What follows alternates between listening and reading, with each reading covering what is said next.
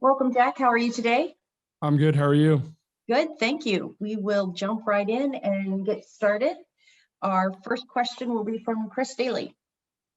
Hey, Jack, you originally committed to Notre Dame to play lacrosse before going to Wisconsin for football. So what does it mean to you to be here now at Notre Dame, leading them to the 5th overall spot in the country and in the Fiesta Bowl? And just what does this program mean to you? Yeah, I mean, it means a ton to me. It was always sort of my dream to come play football here at Notre Dame. And obviously I was coming here for lacrosse. And then when I was in the transfer portal and Notre Dame came around and offered me to come here, it sort of just felt like it was meant to be.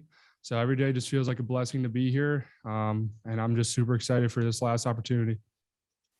Let's go to Patrick Engel. Yeah, Jack, going off of that, when you were looking for where you were going to play your next this season after going into the portal, I guess what were you kind of looking for in terms of like a place you could really go into a competition to start, or was it more just, hey, Notre Dame was Notre Dame, and I was going to come here, and it just so happened to be that they were replacing a 3-year QB? Yeah, I'd say number one, I was looking for a place that I can compete to play. Then after that, I was just looking for the best program. And obviously Notre Dame presented that opportunity. And I was hoping they would when I was sort of looking. And I think it worked out great. Over to Barry Trammell. Yeah, Jack, the transfer portal in general and the new wave of a lot more transfers, it obviously has paid off for a lot of guys, chief among them. Are there any downsides to the rampant transfer, or is this just all in all just a win-win-win for players? To be honest, I'm not really sure. I know for me, I felt like it was a win-win and just a better opportunity for me going forward. And a lot of positives came out of it for me, as far as, playing on a great football team, meeting a bunch of new friends and having great teammates and a new coaching staff, gaining more knowledge about football, and so on. So for me, it was a win-win. It was a blessing. Sure, some other people might not have as good experiences, but for me, it was great. Pete Sampson.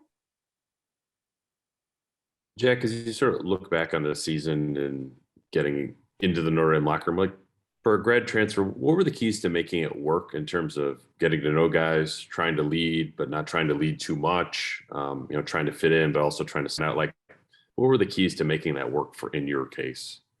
Yeah, I'd say the main key for me was just putting my head down and working as hard as I could. I felt like, at first you have to lead by example before you can become that, vocal guy in the locker room. And I think it's sort of just getting out of your comfort zone. You go from a place, in Wisconsin where you're sort of one of the main guys and everybody, everyone knows you, you're great friends with everyone. Then you come here and, nobody knows you, nobody knows anything about you. So it's just getting out of your comfort zone, trying to meet new guys, put yourself out there, talk to guys, seeing what their story is, and so on. Over to Tyler James. Jack, Marcus Freeman has been pretty clear in that he wants the focus to be on winning this game and ending sort of the season and some of the careers for you guys on a high note. How much do you appreciate that as being a guy that this is the last game in Notre Dame for you, and what would it mean to you to have a big performance in the Fiesta Bowl to end your Notre Dame career? Yeah, that means a ton to me. I mean, I certainly definitely want to go out with a win. And you're at a place like Notre Dame, a lot of guys are used to being in the playoffs and things like that. So you might take a breath or a step back when saying, you're not in the playoff, you're just in a bowl game. But for him to say that, we're going to do this and this is a business trip, we're going to go out and win, means a ton to me. And, it would mean everything to, end my career with a win. Garen Emig. Yeah, Jack, thank you so much for your time this morning. Really appreciate it. Did you miss anything about playing in a conference this year? Yeah, I mean, I'm not really sure. I mean, I think there's positives and negatives to both. Definitely a little different. I'd say, for here, you get to play all over the place. We got to play, at a bunch of different stadiums and play a bunch of different teams across the country. In the Big Ten, we sort of just played, our own schedule that was like within an hour plane ride from us. Here we were, in Virginia Tech, in Florida State, in Stanford. So it was all over the place. And that was pretty cool for me. But yeah, it kind of stinks not having a conference championship. I think that's something else to play for and be fun playing for. But I don't know. I see it both ways. I think there's positive and negatives to both. Let's go to Timothy O'Malley. Jack, how have you kind of work through the tactic where they insert Tyler Buckner as a change of pace? What's your focus on the sideline? Do you talk to Coach Reese, I assume? Do you get feedback from Drew? And how have you kind of grown in that to make it allow it to help you when you go back in? Yeah, definitely. I just try to stay in the moment and focus on each and every play that I have when I'm in there. And then when I'm out, sort of just try to use it as a reset, think about what I'm getting, maybe look at, the defense when Tyler's on the field and see what they're playing and get a better sense for myself. So I just have a better chance to have success when I go back out there. Tyler Horka. Hey, Jack, I asked Tommy about Logan Diggs, and one of the things that he said was just the maturity that he has for a true freshman. So I'm curious how you saw that maturity kind of develop throughout the course of his true freshman season. And when did it get to a point where when you saw him jogging onto the field, you were like, okay, there's not going to be a drop off. This guy knows what he's doing, and he's a very capable back at this level and at this program. Yeah, I mean, I'd say from day one, he's had a big swagger and confidence to him that was noticeable. And from day one in fall camp, I mean, I saw how talented he was. Then going on, I saw how smart he was in protections and, finding holes and things like that. So he'd made so many plays throughout fall camp and during practice throughout the year. So I was super excited when he got his first opportunity to touch the ball. And I knew he was going to have success here from pretty much day one. Let's go to Jose. Hey, Jack, welcome to Arizona, man. Thank you. It's great to be here. Yep. Hey, I saw the video of Marcus Freeman, as the reaction in the locker room to him when he was announced as the coach. Just, the raw energy and emotion from that. What was that moment like in the locker room?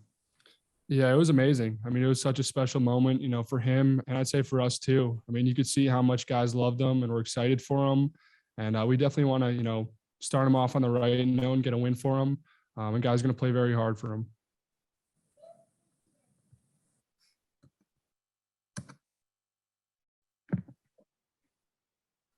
Any other questions?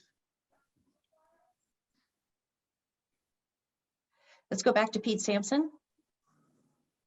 Jack, I was interested if you could sort of sum up where the offense got better, how it got better in the second half of the season, and if you sort of see the Fiesta Bowl as a chance to sort of stress test that against, a defense comparable to Wisconsin, comparable to Cincinnati, that, was obviously a very difficult matchup for you guys earlier in the year. Yeah, I mean, I'd say the offense started playing more efficient.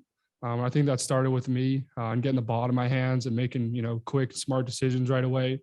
Obviously, in the beginning of the year, I was taking a bunch of sacks, and I felt like a lot of that was on me. I could have gotten the ball out quicker and gotten us in the right protection and things like that. So I'd say that's one area we've improved. And just continuing to, just be smart and protect the football and create explosive plays. I'd say that's been the biggest thing for us. Let's go over to Barry. And Jack, you clearly had interest in Notre Dame before you ever got to South Bend, but Notre Dame's such an iconic brand nationally, historically. Do you see Notre Dame any different now after being here or being there 11, 12 months than you did before? Or is it sort of this what you thought it would be in terms of just what Notre Dame football is? Yeah, I'd say I definitely see it a little bit differently. Sort of coming in here, you don't know how it's going to be, how the work ethic's going to be. You come in a place like this where there's a lot of, 5-star, 4-star kids. And so you don't know how the work ethic's going to be. And when I came here, I just realized, how blue collar was here and, how hard everyone works. I'd say one of the best parts about being here is, being part of Coach Bayless's, strength and conditioning program and just seeing the way the guys compete and bring it every single day and bring the energy. That's been, I'd say, one of the main things that's really stuck out to me. Tim Prister. Jack, we heard Tommy Reese express the confidence that he had in you, and obviously Coach Kelly did as well by sticking with you throughout the entire season. I just wondered, how you avoided maybe a slippage in confidence, especially early in the season when the pass rush was pretty ferocious. Yeah, I mean, I'd say I've always believed in myself. I know when I go out there, I have a lot of great teammates around me, and coaching staff that's going to put me in great situations. And honestly, I love to play football. So every time I go out there, I'm just having fun, enjoying every single snap, and I'm not worried about, messing up or getting pulled or anything like that. Patrick Ingle.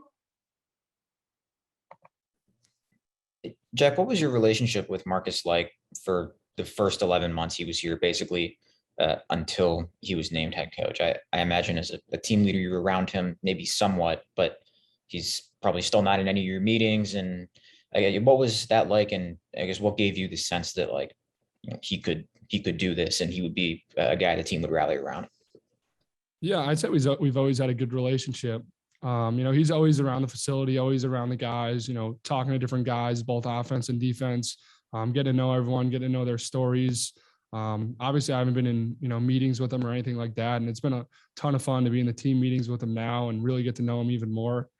But he's just been a great guy and so authentic from day one. I think guys, I've seen that from the very first day, he stepped on campus. And everyone's really excited for him and his family, and we're excited to play for him. Let's go to Lynn Clark. Jack, Notre Dame has always talked about culture, but how important is continuity to this program moving forward? Yeah, I think it's really important. And I think that's one of the main reasons why they kept the coaching staff intact here is, there's been such a great culture built here, over the years. And the coaches here have, basically been the main part in that. And for me, it's been a blessing to come in and see this culture and be a part of it and adjust to it and become more like it. So yeah, I'd say that's the main thing.